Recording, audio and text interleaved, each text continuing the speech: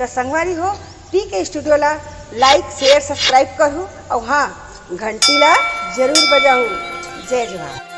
कारी बदरिया ओ बदरिया रे आवत ना रे आवत ना। कारी बदरिया ओ बदरिया।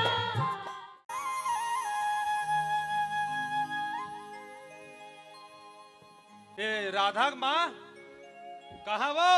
ए राधा माँ, ओहो मेकर मारे राधा का होगी जी काबर चिल्लात हो? इतना बेर हो के मैं पूरा खेत खाट डाले घूम फिर के आ गया हूँ। ये राधा कहाँ है? दिखत नहीं हो। वो तो सूते हैं। अरे अतिक बेले सूते वो बेटी के जात हो अतिक बेले सूते हो। हाँ का होगी जी मैके में है त चल जाते ससुराल जही त सीख जही। ओहो मैं तोला पूछता हूँ राधा माँ, जे मेनके है ना मैके में सुधार नहीं सकिस वो ससुराल जा कहाँ सुधारी वो? एक काम कर जाते राधा बलाग ला तो। राधा ए बेटी राधा तोर बाबूजी बुलात है जल्दी आ। ओहो राधा का ही उठे बेरा बेटा देख तोल ले नान नान लोग लेकर मन संज के रह उठ के तेज भाई के ये कॉलेज पढ़े से तो बर बिहाव घलो हो भैया है का दिमाग ही भगवान जाने भाई।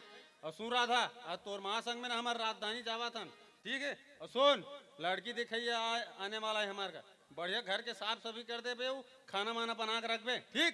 फिर बाबूजी बस कही दे ना चल वो।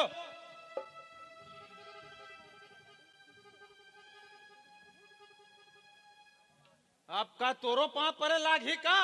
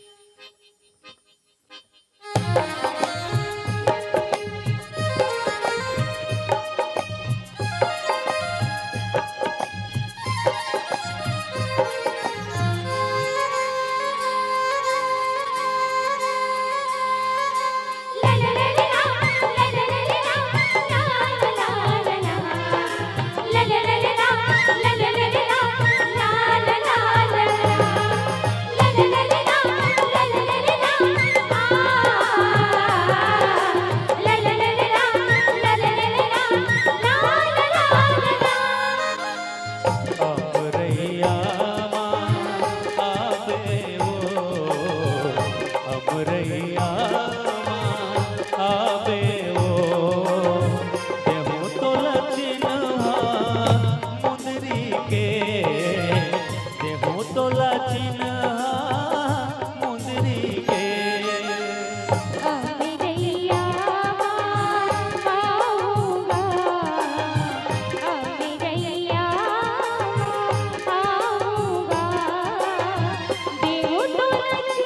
हा मुंदरी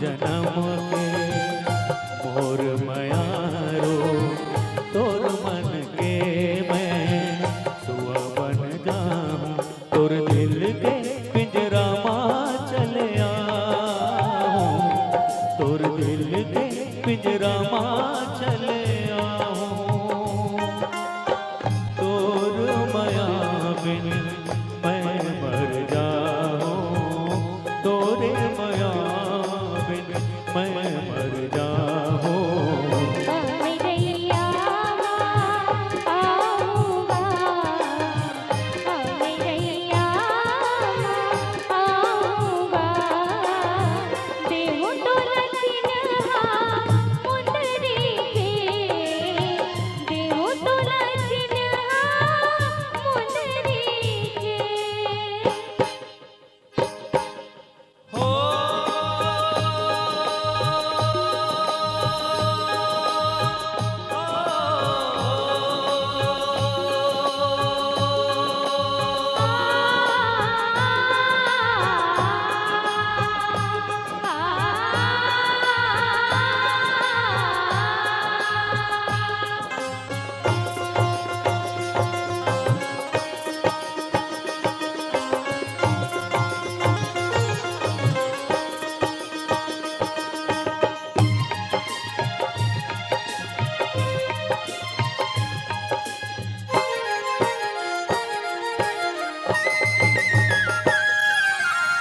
बांसुरी के धुन मैं चले आऊँ राग तय रागनी मैं बन जाऊँ हो बांसुरी के धुन मैं चले आऊँ राग तय रागनी मैं बन जाऊँ तोर माया बिन मैं मर जाऊँ तोर माया बिन मैं मर जाऊँ अमरैया